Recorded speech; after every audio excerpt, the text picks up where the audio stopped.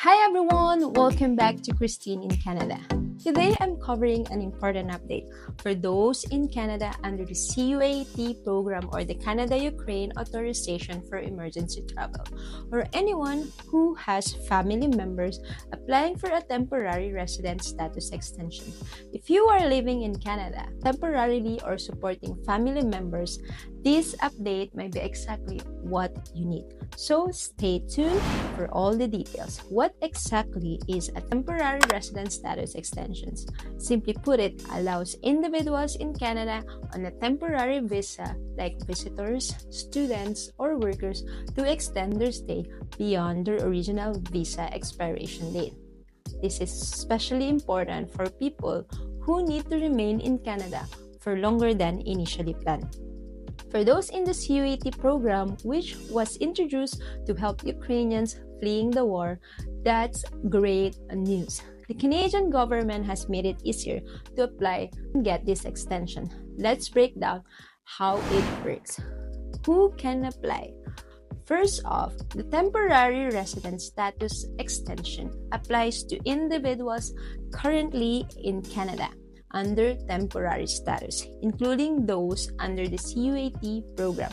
So, if you're in Canada and need more time to stay here, these extensions allow you to keep your status valid without having to leave the country.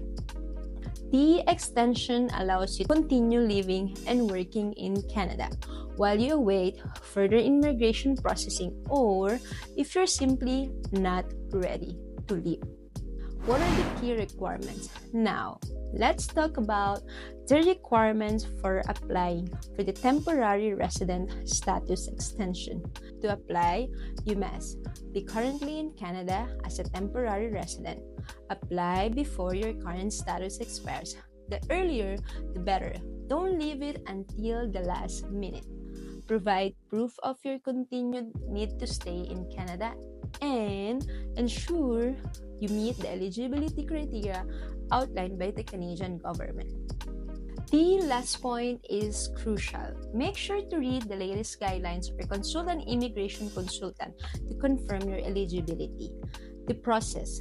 To apply for a temporary resident status extension, the process is straightforward. Submit your application online through the official IRCC portal. Second, pay the required processing fee, which will depend on your visa type. Third, wait for the decision. The processing times can vary, so be prepared for a waiting period. One important note: while your application is being processed, you'll remain in Canada under implied status. This means you can continue living and working legally as long as your application is in process. So what does this mean for those under the CUAET specifically? The Canadian government has made it much easier for Ukrainians and their family to stay longer in Canada.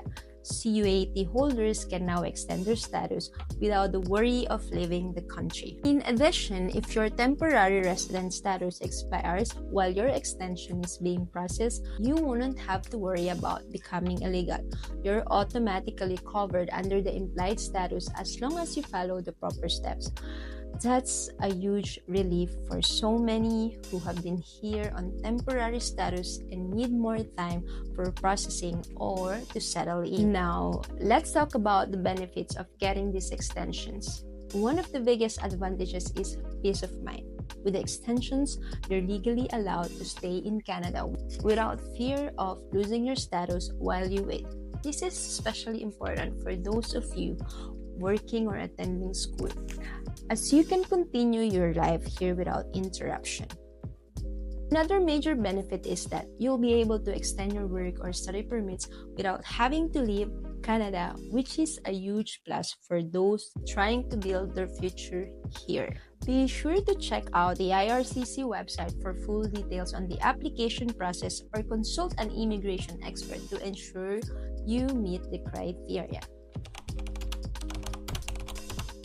I hope this helps clear things up if you're under the CUAET program or have family members in need of an extension. Now's the time to apply. Make sure to like, subscribe, and hit the notification bell so you don't miss out on any future updates on Canadian immigration. Also, drop your questions in the comments. I'd love to hear your experiences or any issues you're facing with the process. Thanks for watching, and I'll see you in the next video. Bye for now.